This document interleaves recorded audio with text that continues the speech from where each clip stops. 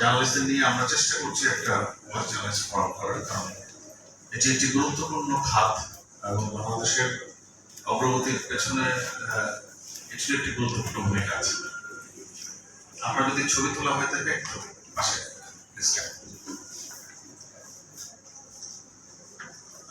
Budget হচ্ছে, আমি আমার দীর্ঘদিন যেহেতু আমি সাংবাদিকতা করি এবং বাজেট কভার করার অভিজ্ঞতা, আমি 1988 পার্লামেন্ট থেকে বাজেট কভার করে আসছি।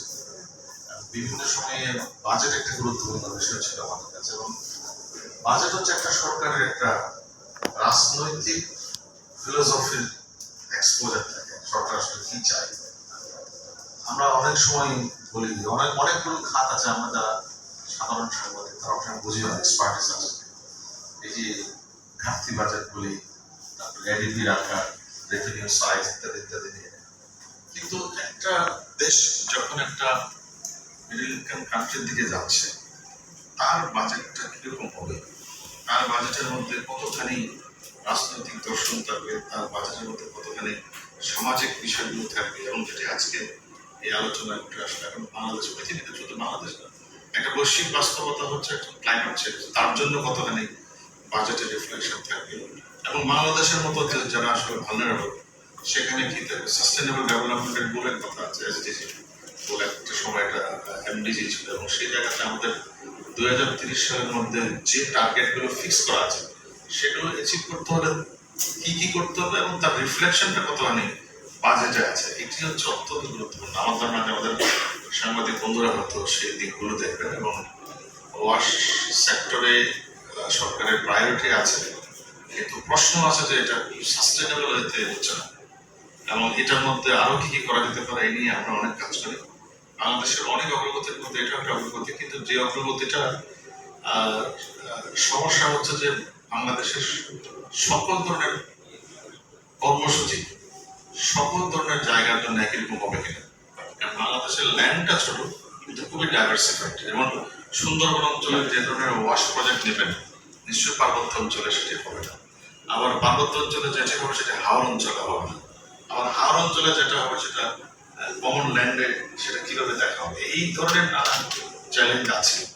আর আমাদের সিটি কর্পোরেশনগুলো যেগুলো, যেটা আমি দীর্ঘদিন এই যে পাবলিক টয়লেট নিয়েও আমরা অনেক কাজ করি, এটা নিয়ে জনমত সৃষ্টি করার চেষ্টা করি। ঢাকা শহরে আমরা অনেকে জানি না যে পাবলিক টয়লেটগুলো কোথায় আছে। এটা এই যে আমার এই প্রেস ক্লাবটা, এই যে সামনে যত মিটিং মিছিল হবে এদের সবার পাবলিক টয়লেট হচ্ছে আমার প্রেস ক্লাব। আমি কালকে সকালবেলা প্রেস ক্লাবে ঢোকার সময় দেখি কে বা কারা লিখে দিয়েছে যে পুরুষ টয়লেট এইদিকে, নারী টয়লেট এইদিকে, মানে আমরা প্রেস ক্লাবই জানি। বাট এটা হচ্ছে ঘটনা যে ধরেন এখানে প্রতিদিন কয়েক হাজার লোকের জমায়েত, বিভিন্ন মিটিং, মানববন্ধন মিছিল। এখানে একবার প্রাইমারি স্কুলের শিক্ষকরা প্রায় 1 মাস বসেছিল। আপনারা বিশ্বাস করতে পারেন এই 1000 লোক কোথাও তারা তাদের টয়লেট প্রেস ক্লাবই করেছে। আমার এখানে 13টা টয়লেট আছে প্রেস ক্লাবে, 13টা টয়লেট আমি নিজে প্রথম দায়িত্ব নেওয়ার পর আমার প্রথম মিটিংটা করেছি টয়লেট ম্যানেজমেন্টের সঙ্গে। আমি দেখেছি আমার টয়লেট গুলো সবচেয়ে নোংরা, নিজের টয়লেটের কথা বললাম। তো there are some good example of the public toilet আর স্যানিটেশন সেক্টরে অনেক অগ্রগতি হয়েছে। ফ্যাকাল্টি সার্ভিস ম্যানেজমেন্ট, এফএসএম ম্যানেজমেন্টে শপিপুর আর বিভিন্ন জায়গায় খুবই সাকসেসফুল এক্সাম্পল আছে। এগুলোকে আরো আমরা যদি বানাতে পারি, আমি জানি না, নিশ্চয়ই এখানে শ্রদ্ধেয় আছেন তারা অর্থনীতি, তারা দেখেন বাজেটের খুঁটিনাটি দিকগুলো, যে ওয়াশ এটা আসলে কতখানি গুরুত্ব দেওয়া হয়েছে, আর যে গুরুত্বটা পাওয়ার কথা ছিল সেটা পেয়েছে কিনা। আর আমাদের সাংবাদিকদের কাজ হচ্ছে সেটিকে সাথে নিয়ে একসাথে কাজ করা।